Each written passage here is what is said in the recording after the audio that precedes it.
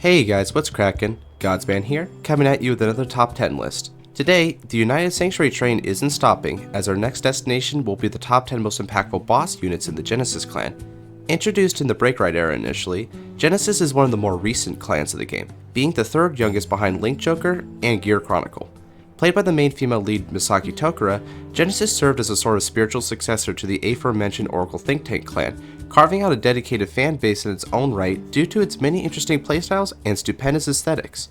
The Genesis clan's central strategy revolves around the power of the soul, harnessing the soul blast for a wide range of powerful abilities.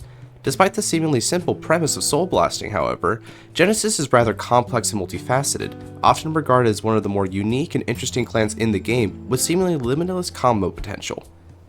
Equally as intriguing is the clan's time in the competitive scene, with its array of powerful boss units helping the clan to be noteworthy in the Vanguard metagame, and at various points in the game's history, so much so that the clan is actually somewhat viable in all three formats of the game currently. And today we'll be examining the top 10 boss units which most lended to the success of the Genesis clan, as well as what made them so good. Before we begin, however, let me make a point to specify that the raw strength of the cards here aren't the only factor in their ranking, as most of these cards are incredibly strong as it stands. Instead, it'll be how much they impacted certain strategies in the metagame, as well as their historical significance to the clan, that will be more determinant of their rankings. And without further ado, let's begin. I hope you enjoy. Kicking out the list at number 10 is Oracle Queen Himiko, a V-Series retrain with the following skill. Act on the Vanguard circle once per turn. Cost Soul Blast 5, and put a critical or draw trigger from your soul on the bottom of your deck, and that trigger effect activates once for each grade of your opponent's Vanguard. Released in VEBO4 The Answer of Truth, Himiko was the Vanguard, pun intended, of the Genesis clan in the V Premium format, being its first boss unit alongside Deity the Knight Artemis. Now, Himiko being on this list is due to a couple factors. First off, she did actually see fringe meta success, reaching top 8 in early 2019 and subsequently becoming a rogue deck for a while in 2022 upon the release of her evil doppelganger, Himiko Reverse. This was in large part because of the OTK potential inherent in the card. Now, in the game of Vanguard, one of the most powerful sources of pressure stems from trigger effects, providing power alongside other potentially game-changing effects. And just as the predecessor Oracle think tank put great value in maximizing the potential of triggers, so too did Genesis take this to heart by providing the means of stacking and milking these trigger effects, albeit to a lesser degree, as this was not the clan's main focus, but I digress. And in typical Genesis fashion, their trigger manipulation came in more unique ways, with Himiko utilizing their trademark power of the soul to get multiple doses of trigger power from a single card. This effect was, or rather is, pretty terrifying for a few reasons. Most apparently, the skill could be used to stack multiple criticals across the board or on a single target. This in tandem with the Force 2 markers, which also granted a crit, allowed Himiko to get very lethal very quickly. And I do mean quickly, as Himiko did not need to wait for the opponent to be at grade 3 to begin the onslaught. The speedy access to critical ramping is what led to Himiko being rather fearsome as a first turn boss, since she could legitimately end the game in a single strike, even if the opponent is at low damage. In fact, Himiko is one of the few Vanguards to be capable of 0 to 6ing a player on her own. That is to say, her skill in tandem with the Force 2 marker and a critical drive check could land 6 damage on its own should the attack connect. Now that's scary. And although the card requiring an effective 6 cards in Soul may seem expensive, this is more or less rookie numbers for the clan, and easy to fulfill even on turn 3 thanks to the wide array of soul building options present in the clan. And to top it all off, this skill is completely generic, making the card a potential win con for any Genesis deck. Now, having said all that, Himiko still only lands in the 10th spot because her record isn't that impressive for her time in the V meta, and despite being a totally generic boss unit, Himiko is rarely ever used outside of a list dedicated to her. But for her status as the inception of V Genesis and fringe success in the meta due to her easy kill potential, Himiko definitely earns the 10th spot on this list. Descending onto the 9th spot is Hero Deity the Polar Extremity, Marduk, a stride unit which also possessed a single powerful skill. This one reads, Auto on the G zone. When your Vanguard attacks, if your Vanguard is grade 3, cost Counterblast 1 and Soul Blast 6, stride this unit on your Vanguard circle as rest from face down, and it gets the power and critical one of your hard cards had got from trigger effects this turn until end of turn. Change the attacking unit for this battle to this unit. Debuting in Special Series 5 Premium Collection 2020, Marduk takes a spot on this list for almost the exact opposite reasons as Himiko. Whereas Himiko landed on the list thanks to her strength as an individual unit and dedicated deck, Marduk gets his place due to the sheer versatility of the card, which allows it to be an asset in a variety of decks with little downside. See, while strides are one of the most powerful mechanics in the game and central to many deck strategies, they do come with some downsides. One issue is that a large majority of non-G era Vanguards lacked any interactions with strides, and by striding over these units, the player essentially forgoes whatever skills they had as a Vanguard for that turn. However, in the premium format, there exists a small subsect of strides which allows for what's commonly known as V+ decks. As the name implies, these strides let you have your cake and eat it too, retaining the benefits of the powerful V-era boss effects while also gaining the benefits that came from striding. Marduk is one of these strides, allowing the player the ability to trigger any act or on-attack skills of their Vanguard before striding in during the battle phase. This is a pretty major benefit that synergizes well with various Genesis Vanguards, Astral poets like Uranus and Astral, V Regalias like Yggdrasil and Angelica, and many of the V units like Mythic Beast Fenrir, all benefited to a degree by Marduk's added power and triple drive. Heck, perhaps the biggest benefactor is the aforementioned V Himiko, whose many trigger effects were retained due to Marduk's effect to adopt said trigger effects. And much like her, Marduk was easy to play, with the Soul Blast and Counter Blast being fairly affordable, albeit the Counter Blast was a bit limiting. Another aspect to this ease of use was that the stride did not require the player to discard any stride fodder, making the skill live regardless, and also technically a plus in card advantage due to the triple drive. What holds Marduk back from higher spots is that, while he does impact a wide variety of decks, he's more so a nice benefit than a crucial asset, with many decks striding him more due out of convenience or lack of options. So although the Marduk wave does raise all ships, it only does so to a small degree, making his impact wide but small. Still, as a reliable tool in the Genesis toolbox, Marduk is a boon to his clan and seizes the nice spot on this list. And at number 8, we have the Wolf Who Devours the World, Mythic Beast Fenrir. This V retrain released in the notorious set VBT12 Divine Lightning Radiance, and comes with a whopping 3 skills. Skill 1 states, act on the Vanguard circle once per turn, costs Soul Blast 1 or more cards, search your deck for up to 1 card with the same grade as the sum of the grades of the cards Soul Blasted for this cost. Reveal it and put it in your hand, shuffle your deck, and call a card from your hand to rear circle. Second skill, auto on the Vanguard circle once per turn. When your card is put from your soul into your drop zone, cost Counterblast 1 and call one of those cards to rear circle. Third and final skill, auto on the Vanguard circle. When it attacks, cost Soul Blast 1 and this unit gets 10,000 power until end of turn. Dropping during the tail end of the G-Boot era, Fenrir wasn't as oppressively powerful as many of the boss units released during this time, but instead aged like fine wine as time went on. The key to Fenrir's success, and why he makes it on this list, is due to his seemingly infinite combo potential. With his first skill, Fenrir turns the entire deck into a toolbox of sorts, granting the player access to literally any card in their entire deck. This kind of searching is virtually unparalleled, especially since the card is added to the hand rather than to the field, making it viable to even search defensive pieces including sentinels. Let's go over just a few of the targets Fenrir has access to. Vanguard grants field control and deck manipulation. Yggdrasil grants extra multi-attack and card advantage. Veritrum can disrupt opponents' plays and shut down their attacks. Gleipnir returns any card from the soul to the hand. Heck, even weird plays like Melissa to deck out the opponent are readily available. Fenrir can do just about anything. And these are just a few examples. That isn't even mentioning the other 2 skills, which not only provide a +1 and 10k power individually, but can work in tandem to call a unit mid-battle phase for extra attacks and access to even more abilities from whatever you call from the soul. So while he isn't as explosively powerful as many other G-Boot units, this infinite search ability is just as ridiculous card design. As far as meta successes go, Fenrir never reached peak meta status as a deck, but has seen a good deal of rogue play even to this day. This comes by way of 2 extremely important pieces which Fenrir can search out, both of which have been mentioned already. The first is Reverent White Sorcerer Veritrum, which thwarts even the most powerful rearguard attacks and can ruin the opponent's entire plan of attack. The other is Witch of Frog's Melissa, which gave rise to a somewhat prolific deckout strategy that was particularly deadly against Excel decks, making it a strong anti-meta option in Excel Hell metas.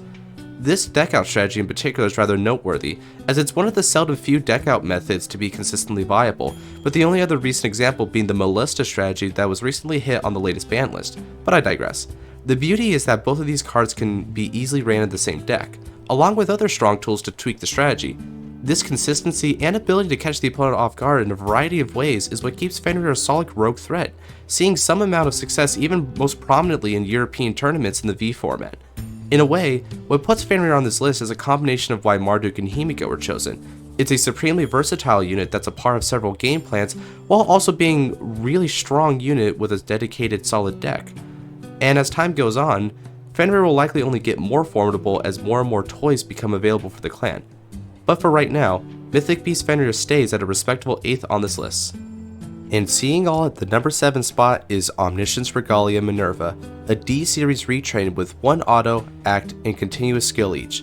First off is the continuous skill, which states, continuous on the Vanguard circle, during your turn. If your soul has a grade 3 card with Regalia in its card name, all of your front row units get 5,000 power. Act on the Vanguard circle once per turn. Cost Soul Blast 1. Look at the top card of your deck and put it on the top of your deck or into your soul. Finally, auto on the Vanguard circle once per turn. At the end of the battle this unit attacked, if your opponent's Vanguard is grade 3 or greater, cost Counter Blast 1, Soul Blast 3, and discard a card with only Genesis for its clan from hand. Stand this unit and it gets drive -1 until end of turn. So from this point on, we're going to start getting into the big meta juggernauts of the Genesis clan, beginning with the D-era retrain, which is a series first in fact for these top 10 videos. Being the titular card of the set DBT08 Minerva Rising, Omniscience Regalia Minerva released to stiff competition in the Overdress era of Vanguard, with big-time decks like Youthberg, Ava, and Lutetia all being dominant forces in the meta. Yet despite this, Minerva released to immediate success, being the deck that finally shoved Youthberg out of the meta to become the top Keter deck, receiving massive representation in various tournaments in the months ahead.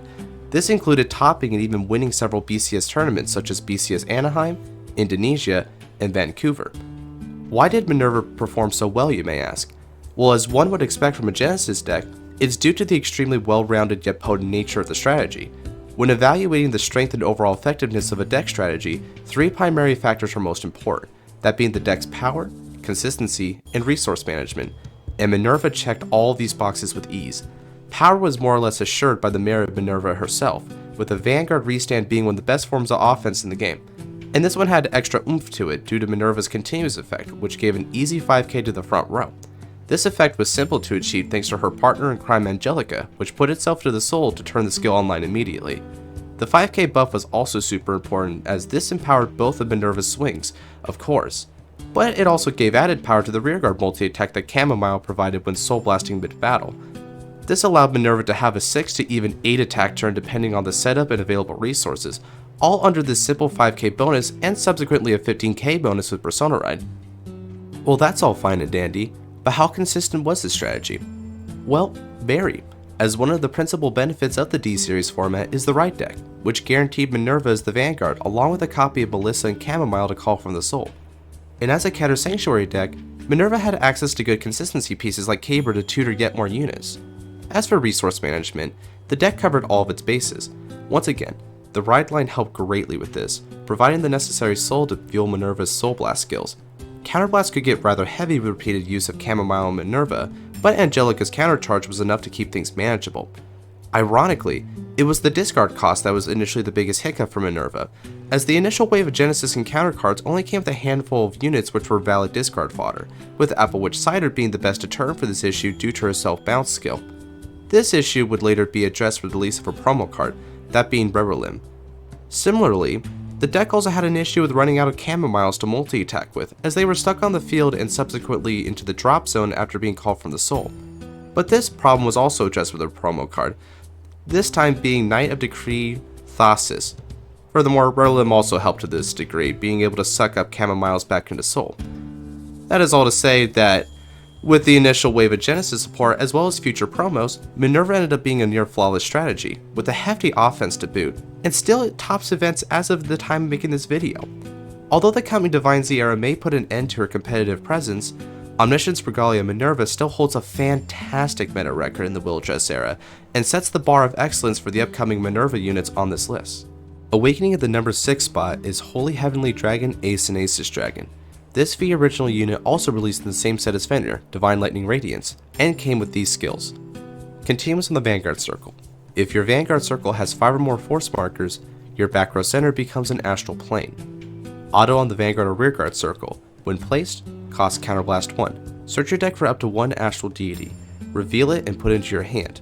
Shuffle your deck, and if you put a card in your hand, get an imaginary gift force and put that marker on your Vanguard circle. Auto on the Guardian circle. When placed, cost discard an Astral Poet or Astral Deity from your hand, and one of your units cannot be handled until end of that battle. The first of 2 Astral Poets of this list, Asis Dragon, is one of the most pivotal parts of the very successful Astral Poet deck. To briefly explain, Astral Poets are a subclan in Genesis released during the Shinamon arc of the V era, and revolve around the summoning of the only grade 5 unit in the game, Giant Deity of Distant World Valkyrian. This is possible thanks to the Astral Plane, an alternative realm that is unlocked in the back row center with an Astral Poet empowered with enough force markers. Despite how convoluted the process sounds, it's actually rather straightforward, but still fell into a few issues that were perfectly addressed by our friend Asis Dragon here. First off, the whole strategy hinged on the player actually seeing Valkyrie in the hand in order to call it, otherwise the deck fell apart. Asis fixed this issue by straight up adding the card from deck to your hand. Another issue for the deck was the reliance on accelerating force markers to generate the Astral Plane, which is mitigated by Asis, who provides a force marker on top of the search. Conveniently, this effect was viable as a rearguard, which perfectly synergized with Origin Deity of Heavenly Light Uranus, as this was the card the deck generally wanted to ride as the Vanguard rather than Asis. Not to mention providing a poet on rearguard for the rest of the skill. But more on Uranus later. Yet another problem Astral Poets faced was the deck's weak defensive capabilities, as the reliance on seeing many Astral Poets, which were all grade 3s mind you, along with Valkyrian, meant that the deck would oftentimes hold onto a few bricks in the hand, which left them vulnerable to enemy pushes. This is where Asis comes in, as his claim to fame was the very potent Guardian Circle effect, which gave the deck extra PGs to survive with for the simple cost of pitching one of those bricks. Asis became noteworthy in the community for this skill in particular, because it was a perfect guard that wasn't technically a Sentinel, allowing it to bypass the myriad of Sentinel restricts which plagued the format, a benefit decks would have killed for. By patching the various shortcomings of this deck, Asis had a huge impact on Astral Poets, granting the strategy the stability necessary to consistently compete at the top tables, while also giving it a unique defensive edge against certain guard restricts.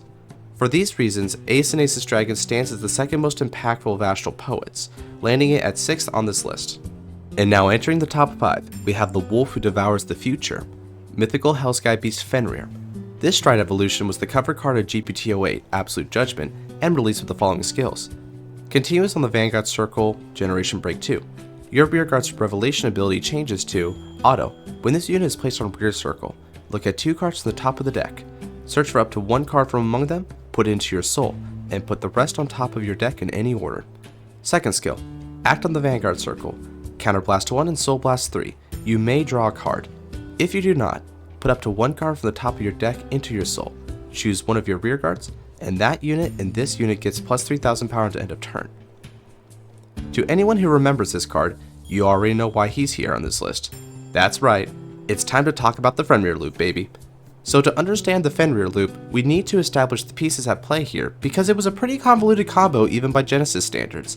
Your main players consisted of Hellsky Beast, obviously, Angelic Wise Man, Witch of Grapes Grappa, Witch of Oranges Valencia, Shacklefetter Gelgia, and finally Goddess of Sound Sleep Taro. Now for the sake of the video, I'm going to keep the description of the loop fairly basic, but I'll leave a link in the description of the video to a demonstration of the loop in its full effect for those interested. Anyway, the basic setup here is Hellsky Beast as the Vanguard, Wiseman on rearguard, and Gelgia, Grappa, and Valencia all in the soul. Interestingly, despite being called the Fenrir loop, it's actually 2 loops which combine for the endgame. The first loop, so to speak, was where Fenrir was key, as through the use of his axe skill, the player was able to dig into the deck, and in combination with Gelgia, who required the Fenrir name by name, Soul Charge 2, thinning the deck down further. This served 2 purposes, the main one being able to reduce the deck down to a few cards which consisted mainly of Goddess of Sound Sleep Taro. The secondary purpose was to power up Angelic Wise Men, which would be your principal attacker. Again, to reiterate, Fenrir was crucial here, as his axe skill is what facilitated the first loop. Now, once the deck was filtered down, it was time for the second half of the loop, where Angelic Wise Men would Soul Blast 3 on attack to gain a power up. This Soul Blast would trigger Taro to bot deck itself and stand Wiseman. Where the rubber hits the road is Grappa and Valencia, which Soul Charge 2 when Soul Blasted, which would both be Taro's, which would be Soul Blasted by Wiseman again, who would then restand again, which also triggered another Soul Charge 2, which would be Taro's. which would restand Weissman yet again when it attacked again, and so on and so forth. The end result was a massive angelic Weissman, which swung a multitude of times to obliterate the opponent, and despite how janky and degenerate the strategy sounds, it was realistically the most successful version of Genesis in the G era, topping a good deal in 2016. And mythical Hellsky Beast Fenrir was an indispensable part of this strategy, being the cornerstone that allowed the deck to get to a point where the loop was viable. Although the loop isn't playable today due to the banning of Taro, the havoc Fenrir caused is still remembered by many veteran players to this day, and stands as the very pinnacle of Genesis combo potential. It takes 5th on this list. And at number 4 is another Minerva, this time being Ultimate Regalia of Almighty Minerva, a stride retrain with the following skills. Act on the Vanguard circle once per turn. Soul Blast 3 cards with Regalia in their card name, and choose a face down card with the same name as this unit from your G zone, and turn it face up. This unit gets 10,000 power and drive +1. Auto on the Vanguard circle once per turn. Generation Break 3. Soul Blast 6 cards with Regalia in their card names, and choose a card from your hand and discard it. When this unit attacks, you may pay the cost. If you do, at the end of that battle, stand all of your units with Regalia in their card names, and they get drive -3 until end of turn. Dropping in the set GPT-14 Divine Dragon Apocrypha, the last set of the G era, Almighty Minerva is a prime example of the power creep that occurred during the end of G. Now, as we discussed with D Minerva, the combination of power and multi-attack from both the Vanguard and Rearguard is what made her so strong. Well, Almighty Minerva did this too, except she was far stronger in a few key areas. Now, first and foremost, the card's multi-attack withstood the entire field of Regalias instead of just herself, meaning that a minimum 6 attacks was ensured even without the use of Chamomile and a full power to boot. Not needing Chamomile actually goes part and parcel with another key benefit here, which is that Almighty Minerva did not cost any counterblast whatsoever. That meant it could not be damage denied, nor the deck get starved by CB. Almighty Minerva's axe skill was incredibly strong here too, making the card capable of 5 drive checks in a single turn, allowing for great card advantage and trigger pressure. All told, this card was completely nuts, and immediately became the boss unit of choice in Regalia from the time of its release to modern day premium. Perhaps one of the biggest selling points of this stride was her synergy with Regalia of Fate Norn, which could restand her for 3 Vanguard multi-attacks and 7 total drive checks. Yikes. These factors combined with the solid bulwark of support the archetype received over the years made this the best version of Genesis in Premium, and for most of the format's lifetime, it remained that way, except for a brief moment where a different strategy opposed it, but more on that in the next entry.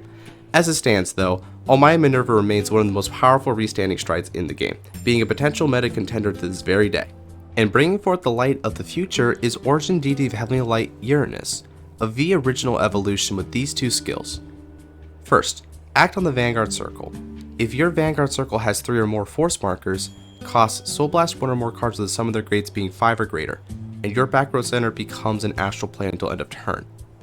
Secondly, auto on the Vanguard circle once per turn. At the end of the battle your astral deity attacked, cost rest 2 astral poets, stand one of your astral deity, and it gets drive -5 until end of turn. Released in VEB 13, the Astral Force, this version of Uranus is one of, if not the most, important parts of the Astral Poet deck, completely revolutionizing the strategy. This is for 2 main reasons: speed and power. Prior to this Uranus's release, Astral Poet suffered from a speed issue, having to build up to 5 force markers for OG Uranus and Astrias to create the coveted Astral Plane. This was a tall order that really couldn't be force passed, pun intended, so the deck had to wait until turn 4 to bring out Valkyrian. With the release of Origin Deity, however, this weakness was addressed, allowing the deck to achieve the Astral Plane with a mere 3 markers, easily attainable on turn 3. In fact, this condition was so reliable that when riding Uranus, the force marker gained from the ride could be put on the back row center for Valkyrian instead, since this was the only means of placing force markers on rearguard circles in the deck, leading to a strong OTK tactic I'll touch on in a moment. As for the power, the restand ability more or less speaks for itself. The 70k body of Valkyrian was already a force to be reckoned with, but having to deal with the behemoth twice was a deal breaker and skyrocketed the deck's offensive potential. In fact, it turned Astral Poet into one of the strongest OTK decks in V-Series history, capable of obliterating the opponent as soon as turn 3 hit. One common tactic to achieve this high-octane game plan was to run Force 2 instead of Force 1. For reference, The imaginary gift Force 2 is a marker which changes the original critical of the unit on its circle to 2. At first glance, this would seem rather redundant, seeing as stacking many Force 2s on the Vanguard but still just result in a single extra critical. What gives? Well, it may not matter much for powering up the Vanguard, but if you give the Force marker from riding Uranus to Valkyrian, then selling the 70k monster of a unit gets critical pressure for both attacks. And let's not forget that Valk and Uranus both get drive checks, meaning that additional critical triggers are likely coming their way, leading to a very swift victory. Remember how Himiko could potentially 0-6 the opponent with her attack? Well, Valkyrian could achieve this too, except way more consistently due to the double swing and potential 7 drive checks to dig for crits. And this is all possible thanks to Origin Deity of Heavenly Light Uranus, who provided the added speed and power necessary to turn Astral Poets into a raging OTK machine it would be known for to this day. Even in Premium, this deck was a force to be reckoned with. How so? Well, like with our buddy Fenrir, it was due to a loop. In this case, looping stand triggers with Valkyrian's drive checks to keep restanding the deity and attacking again. Uranus was pivotal here too. He provided the easy access to the astral plane necessary to make this a consistent turn 3 kill, and his restand skill allowed for Valkyrian to push for a final attack should the player not hit any stand triggers.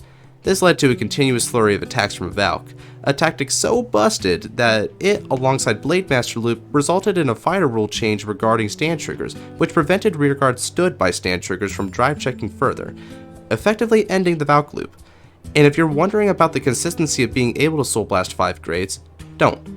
B-Crux of Stratification in combination with Arcturus of Fervent Will is a mini ride line that gives you 5 grades in the soul by themselves. Decay of the Just Path can throw your high level cards into the soul to fetch more pieces.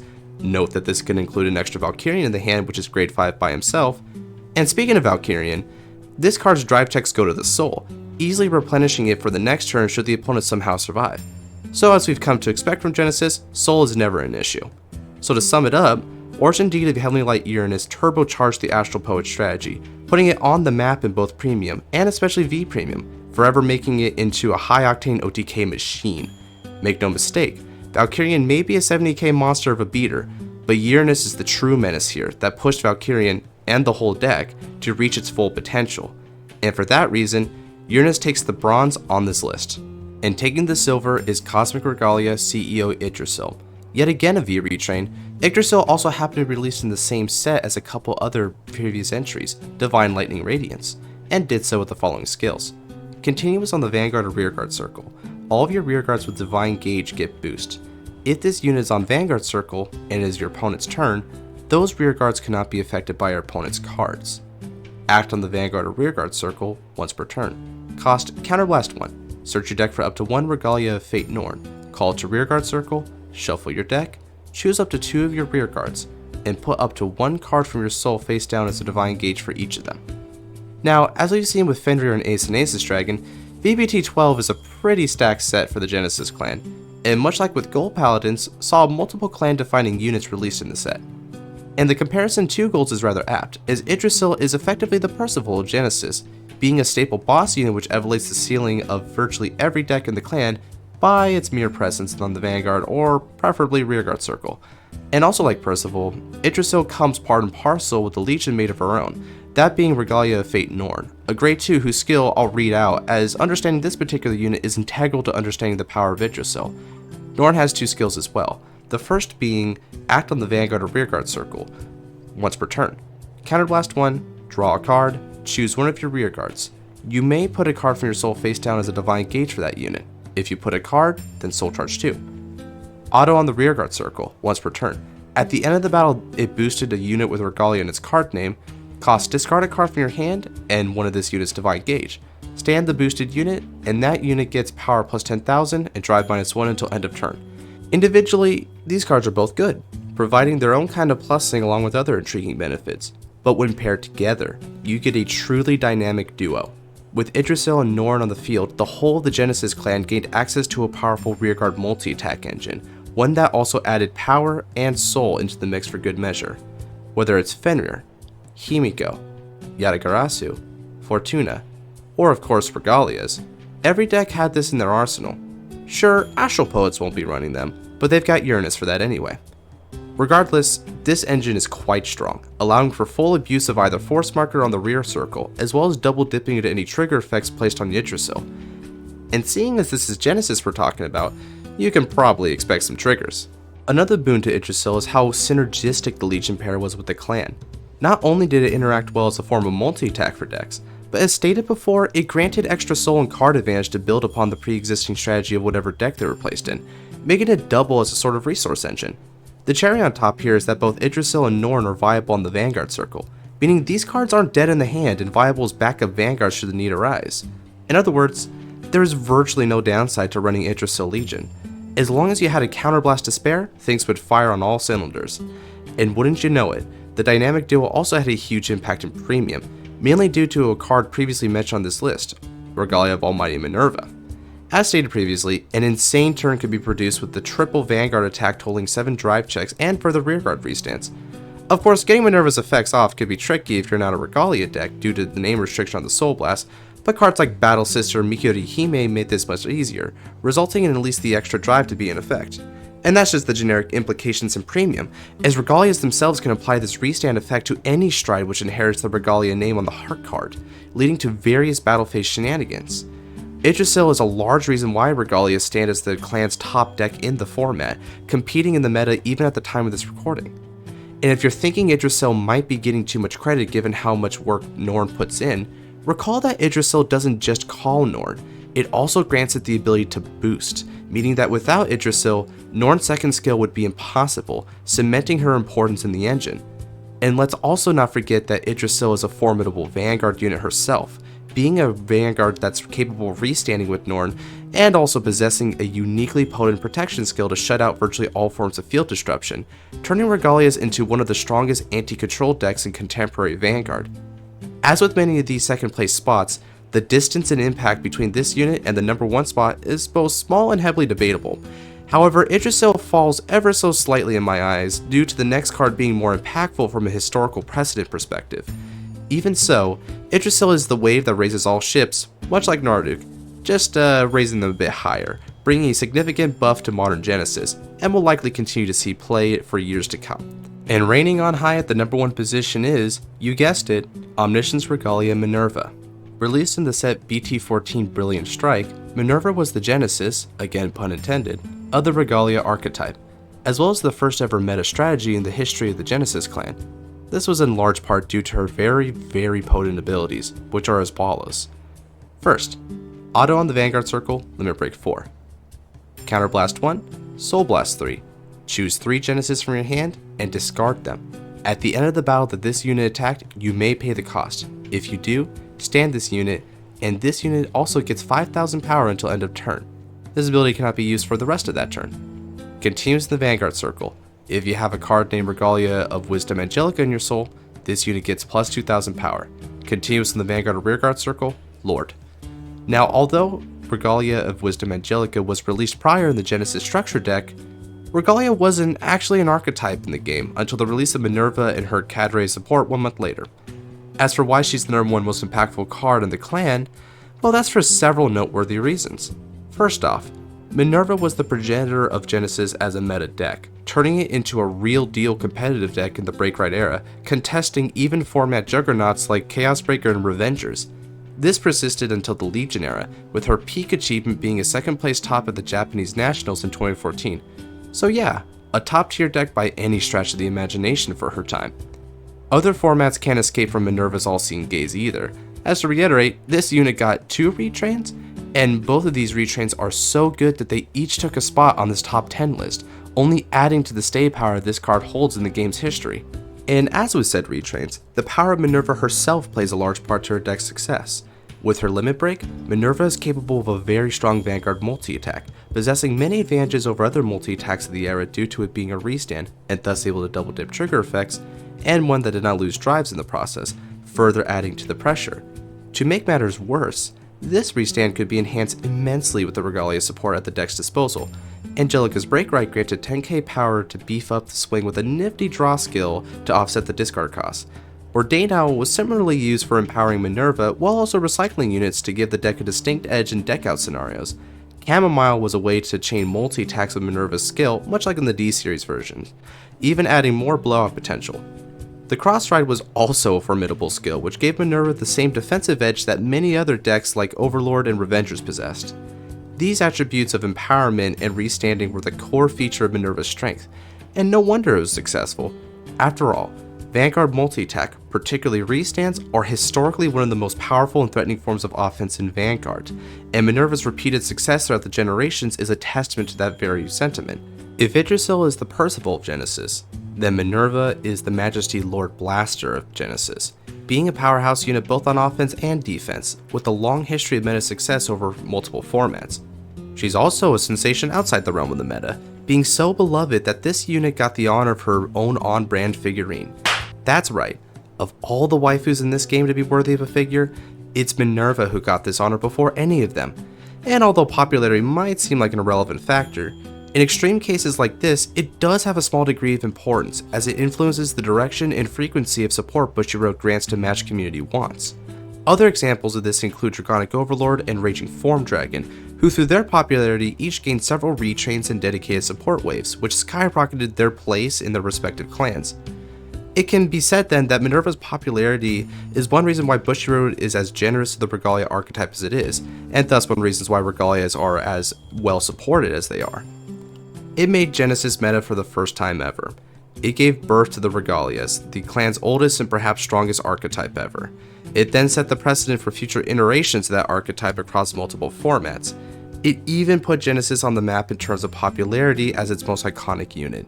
The impact of this single card is not just significant, it's foundational. Although the original iteration of the card is well past her prime, the ripples Minerva created throughout Genesis is simply undeniable. For all these reasons, Omniscience Regalia Minerva stands as a paragon of her clan and seizes the crown as the most impactful boss unit in all of Genesis. And that was the list. One of the more fascinating clans to be sure. Genesis has a surprisingly robust meta history which tends to get overlooked in the grand scheme of things.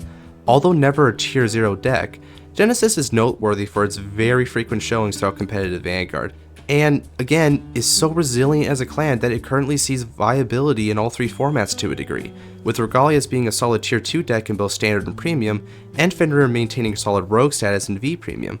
And with the literally godly lineup of bosses and tools at Genesis' disposal, this clan will likely remain successful long into the future. Anyway, if you like this kind of content, then let me know what other top 10 lists you would like me to do. Next up is Angel Feather, the last of the United Sanctuary clans, and one of the more straightforward yet oddly puzzling decks to analyze for this topic, but more on that next time. If you have any comments for this list, or perhaps suggestions for the upcoming Angel Feather list, then let me know down in the comment section below. Trust me, I do read them. In the meantime, check out my other videos. I do top 10 videos like this, fight nights, tier lists, the whole shebang. And if you like what you see, consider leaving a subscribe and turn on the notification bell for the next time I upload a video. And with that, take care, God bless.